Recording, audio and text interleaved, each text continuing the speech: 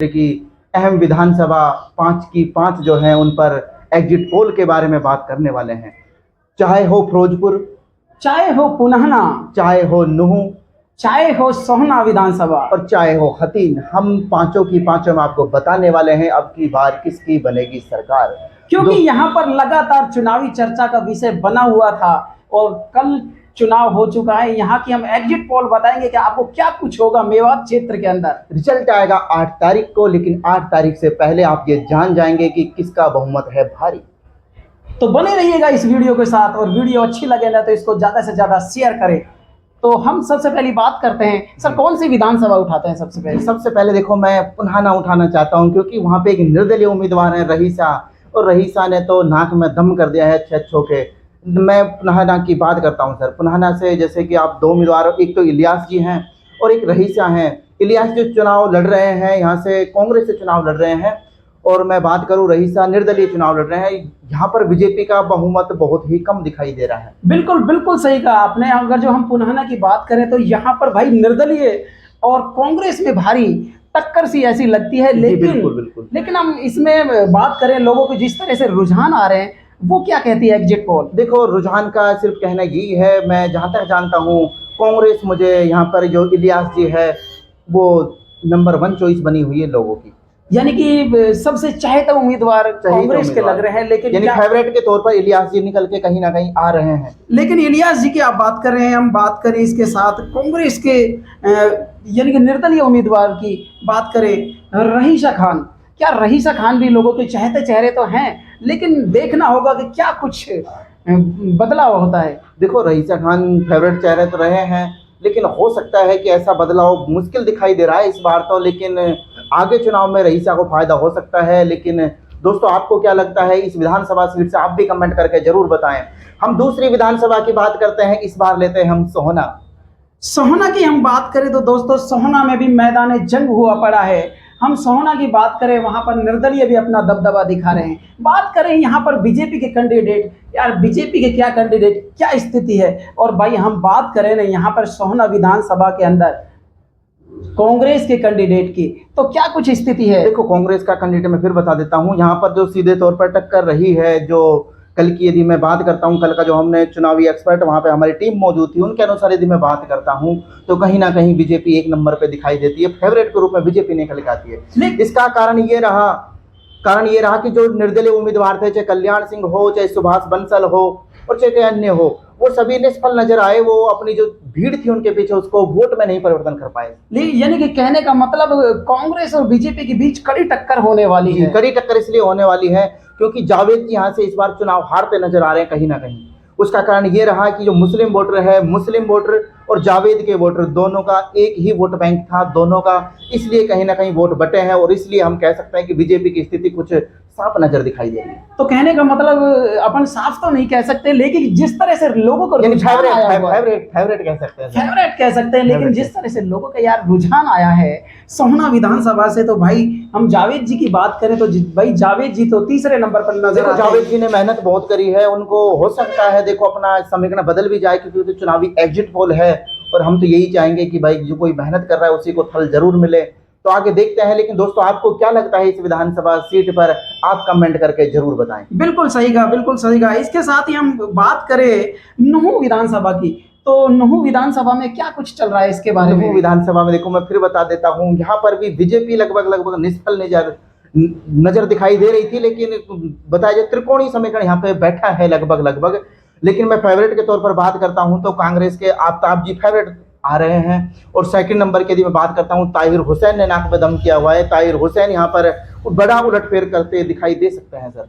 बिल्कुल सही कहा आपने। आफ्ताब की हम बात करें तो लोगों के चाहता तो चेहरे बनते ही जा रहे हैं, कांग्रेस से हैं। और भाई इनेलो से हम बात करें जो कि चौटाला सरकार से आती है, जी ताहिर हुसैन जी है, तो इनके बीच क्या एक रोमांचिक एक मुकाबला हो गया क्या साहब? जी, रोमांचित मुकाबला हो गया। आपने वहां पर देखा भी, प्रशंसकों ने वहां पे 25-25 लाख रुपए की शर्त भी लगाई है।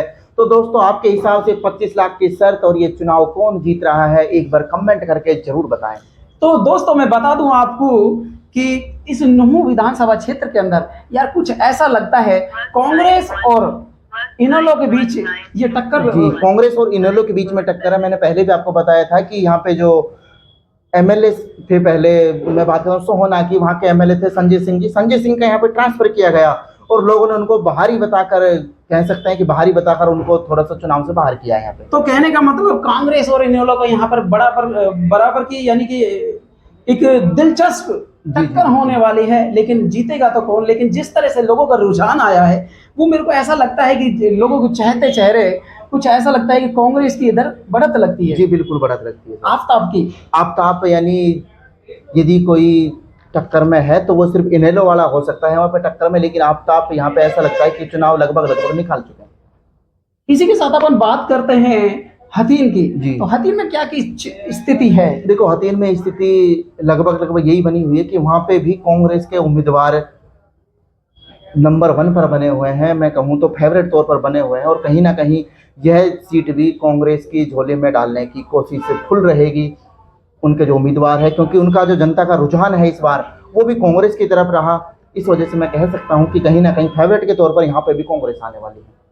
मेरे को ऐसा लगता है कि भाई हथीन की हम बात कर ले तो हथीन से कांग्रेस की जो इलियास जी है, इसराइल खान साहब है, वो भी लोगों को चेहरे हैं। लेकिन इसी के साथ बीजेपी के कैंडिडेट की हम बात करें तो बीजेपी के कैंडिडेट भी काफी प्रबल नजर आ रहे हैं यहाँ पर। देखो प्रबल तो नजर आ ही रहा है, लेकिन मेवात इलाके में ये अपन बिल्कुल भी नजरअंदाज नहीं कर सकते कि मेवात इलाके के वोट है ना वो लगभग यानी आप 60% कह सकते हो कि 60% तो कांग्रेस के हैं। यानी कोई बड़ा उलटफेर होता है तो बीजेपी का यहाँ पे लगता है, लेकिन फेवरेट के तौर पर यहाँ पे सर कांग्रेस को मैं लेना चाहूंगा। लेकिन मेरा मानना यह है कि यार लोगों के जिस तरह से यहाँ पर रुझान आए, लोगों को अपनी टीम गई हुई है वहां पर, जिस तरह से लोगों को रुझान आए यहाँ पर मेरे को कुछ बीजेपी की बढ़त सी लगती है। जी बिल्कुल, थोड़ा सा मैं कह सकता हूँ कि एडवांटेज मिलता है यहाँ पे, थोड़ा सा हो सकता है कि बीजेपी भी यहाँ से निकल जाए। लेकिन दोस्तों आपको क्या लगता है, आप हमें कमेंट करके जरूर बताएं इस विधानसभा से इस बार किसकी सरकार आने वाली है। बिल्कुल सही बात है भाई, 8 तारीख को यहाँ पर रिजल्ट आने वाला है, लेकिन 8 तारीख से पहले ही हम आपको एग्जैक्ट पोल बता रहे हैं यहाँ पर क्या कुछ होने वाला है। इसी के साथ हम बात करें, मैं दोस्तों बात करता हूँ झिरका फिरोजपुर की, जिसका आपको भी इंतजार है, हमें भी इंतजार है।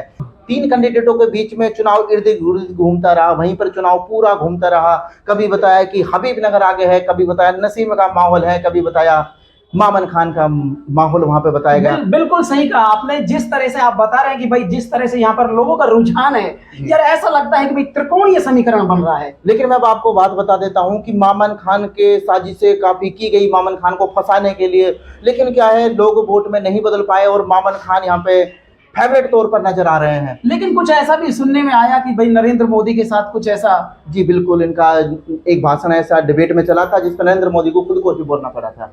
और मैं दूसरी बात बताऊं कि यहाँ पे एक मसला ये भी रहा, जो बीजेपी के कैंडिडेट हैं नसीम अहमद जी ने, वो अखबार की कटिंग भी वहां पर छपी है। अखबार कटिंग में ये नजर आया कि इनेलो पार्टी के लिए वोट मांगते नजर आ रहे हैं। दोस्तों हमें तो नहीं लगता इनेलो पार्टी के लिए वोट, खुद के लिए वोट मांगना चाहिए था। आपको क्या लगता है, ये बात सच है? कमेंट करके जरूर बताएं। बिल्कुल सही कहा आपने, मेरे सहयोगी प्रदीप जी बिल्कुल सही कह रहे हैं कि भाई यहाँ पर हम बात करें फिरोजपुर झिरका की तो यहाँ पर यार कांटे की तो टक्कर बनी हुई है, लेकिन त्रिकोणीय मुकाबला है। जी। लेकिन हम यहाँ पर लोगों से जिस तरह से बात की है, लोगों के रुझान आए हैं यहाँ पर, तो कुछ ऐसा लगता है कि मेरे को मामन खान साहब। जी बिल्कुल, देखो यदि मैं साफ तौर पे कहना चाहता हूँ, यदि यहाँ से मैं कन्फर्म कहना चाहूँ, सीधे शब्दों में कहना चाहूँ, बिल्कुल यदि हरियाणा में से कोई पहली सीट कांग्रेस की झोली में डाल रहा है तो वो हो सकता है कि ममन खान जी हो। बिल्कुल कमेंट करके बताइए दोस्तों आपको क्या लगता है, क्या हमारा एग्जिट पोल बिल्कुल सही है? आप कमेंट करके जरूर बताएं। और पूरे हरियाणा में किसकी सरकार बनने वाली है, यह भी आप कमेंट करके जरूर बताएं। तो दोस्तों ये तो थी हरियाणा विधानसभा के मेवात क्षेत्र की 5 सीटों का रुझान। हमने आपको 8 तारीख आने से पहले ही आपको एग्जिट पोल बता दी। आपके विचार से क्या कुछ लगता है? मेरे विचार से देखो ये लगता है हरियाणा में भी इस बार, देखो झूठ तो नहीं बोलेंगे, लेकिन 40 से 45 सीट कांग्रेस की आ सकती है। लेकिन हम बात करें मेवात के क्षेत्र की, जिन 5 सीटों की हम चर्चा कर रहे हैं उनमें क्या होने वाला है? 5 सीटों में से 1 सीट बीजेपी ले सकती है और वो है सोहना। लेकिन मेरे हिसाब से मेरा मानना है सोहना के साथ साथ हम बात करें हथीन की तो हथीन से भी भाई बीजेपी का कुछ पलड़ा ऐसा भारी लगता है। लेकिन देखो मैंने फिर बताया, यदि मेवात से यदि कोई झोले में डालने का, बीजेपी की झोले में कोई सीट डालने का काम करता है, तो फिलहाल तो जो प्रबल दावेदार मुझे दिख रहा है वहां पर तेजपाल तंवर जी दिखाई दे रहे हैं कि वो डाल सकते हैं। बिल्कुल हथीन वाले देखो मैंने वहां पे सर्वे भी किया, लेकिन इतने मजबूत नजर नहीं आ रहे कि हम कह दें कि हाँ ये भी हो सकता है क्योंकि वहाँ पे कांग्रेस नंबर 1 बनी हुई है और सोहना की बात करो तो बीजेपी वहाँ पे फेवरेट निकल के तो सोहना में हम बात करें, हल्ला और बल्ला चल रहा था, उनका क्या रहा? देखो वही बात हुई, मैं फिर बोल रहा था कि कांग्रेस और जावेद के वोट बैंक एक ही था और एक जना कोई सा भी वोट बैंक नहीं ले पाया। इसका सीधा सीधा फायदा बीजेपी को मिला है। बिल्कुल बिल्कुल। तो दोस्तों ये तो थी मेवात क्षेत्र की 5 विधानसभा सीटों का रुझान। एग्जिट पोल क्या कहती है यार, यहाँ के लोग जिस तरह से हमारे पास रुझान आए हैं, जी। वो आपको क्या लगता है